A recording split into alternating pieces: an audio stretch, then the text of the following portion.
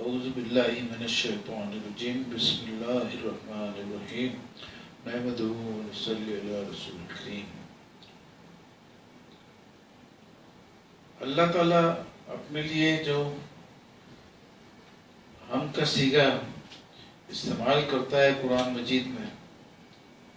اس میں نے کوئی ایک مضمون لکھا تھا کہ کہیں کہیں تو اللہ خود بھی شامل ہے لیکن اکیلے اللہ کے لیے ہم کا سیگا استعمال نہیں ہے۔ اس موضوع پر میں نے ایک کتابچہ بھی تیار کیا اور ایک ایک صفحے میں ایک ایک مضمون ایک ایک پوائنٹ کا ڈسکشن کر کے فیس بک میں شائع کیا۔ تو ایک معزز بندے ہیں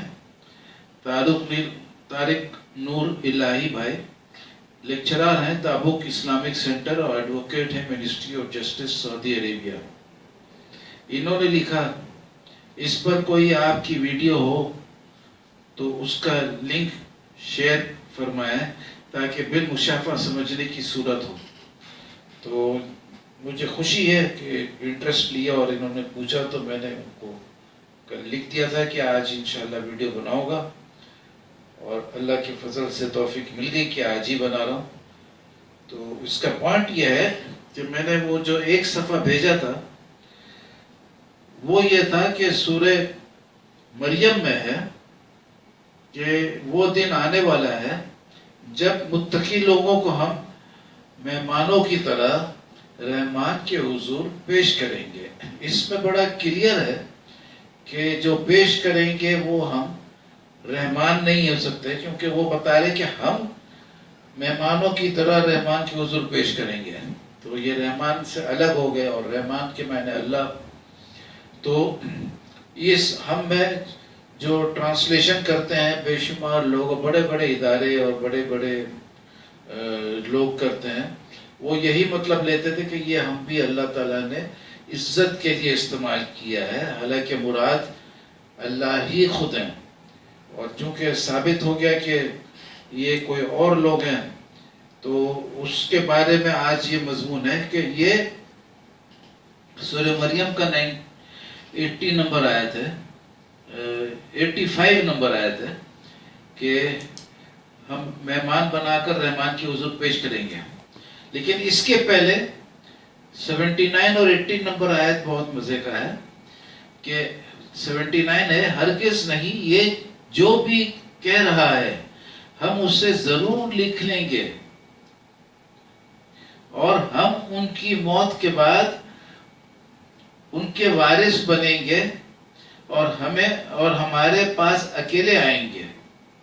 اب موت کے پاس اکیلے آئیں گے یہ ہرگز اللہ نہیں ہو سکتا ہے، کسی نے بھی نہیں کہا، کیونکہ موت کے بعد اللہ کے پاس نہیں جاتے ہیں۔ اللہ کے پاس جانے کا دن جو ہے وہ بعد میں لکھا ہوا ہے، آیت نمبر 95 میں، اور تم یعنی انسان قیامت کے دن اس اللہ کے پاس اکیلے آنے والے ہیں۔ تو اس کے میں نے بڑا کلیئر ہو گیا کہ 79-80 میں کہ وہ لکھنے والے بولتے ہیں کہ ہم وارث بنے گے، ہمارے پاس اکیلے آؤ گے، اور یہی ہم بول رہے ہیں 85 میں کہ ہم اللہ کے حضور پیش کریں گے، اور پھر یہی لوگ بول رہے ہیں کہ تم اللہ کے پاس قیامت کے دن اکیلے اکیلے جاؤ گے۔ اچھا، پھر سورہ صافات میں ایک اور آیت ہے، وہ اس کے ساتھ میں بڑا اچھا جوڑنے کا پوائنٹ آتا ہے کہ 165 نمبر آیت ہے کہ ہم صف میں کھڑے ہیں، ہم سب کے ذمہ کام ہے اور ہم سب اس کی حمد کرتے ہیں، ایسا کچھ ہے۔ تو یہ آیت جو ہے ہم سب کے ذمہ کام ہے اور ہم سب میں کھڑے ہیں،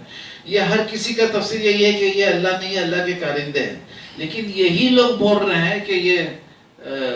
ہمارے پاس اکیلے آؤ گے اور اللہ کے پاس اکیلے جاؤ گے۔ تو اس سے بڑا کلیئر ثابت ہو گیا کہ یہ جو اللہ تعالیٰ کے کلام میں ہم کا لفظ ہے، اس میں اللہ کے کارندے مراد ہوتے ہیں۔ تو اس پر غور فکر کریں کیونکہ یہ بہت قیمتی آیت ہے، کیونکہ انڈیا میں جو ہندو ہوتے ہیں وہ یہ بڑے بڑے کارندے جو قریبی آسمان کو تاروں سے سجائیں، سورہ صافات کا آیت ہے، ابتدائی آیتوں میں ہے، تو ان کو बड़े बड़े कारिंदों को जो लूत अलैहिस्सलाम के शहर को कल्टी कर दिए, तो इंडिया के हिंदू लोग इनको अल्लाह के सिवा और छोटा छोटा माबूद बना लिए। लेकिन मुसलमानों का हैरत है कि ये लोग इन्हीं कारिंदों को हकीकी अल्लाह बना दिए हैं। तो इंडिया का हिंदू तो जूनियर हो गया और पाकिस्तान और दुनिया का मुसलमान सीनियर हो गया।